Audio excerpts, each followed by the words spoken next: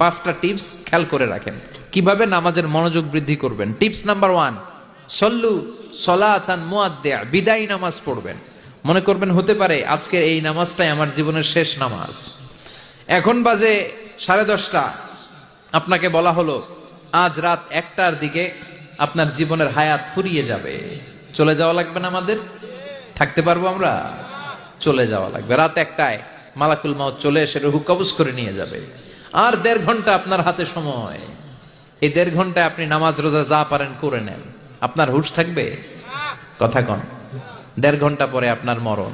আপনি তাড়াতাড়ি করে অজু করে আসবেন, যায় নামাজে দাঁড়াবেন, মনে মনে ভাববেন আজকে জনমের মতো মাফ চামু আল্লাহর কাছে। আকাম কুকাম যা করছি সব কাইন্দা একেবারে মাফ করায় ফেলাম আল্লাহর কাছে, ঠিক কিনা? 2 নাম্বার পদ্ধতি হলো নামাজের মধ্যে আহকাম এবং আরকান গুলো ধীরস্থির ভাবে আদায় করতে হবে। তাড়াহুড়ো নামাজের মধ্যে করা যাবে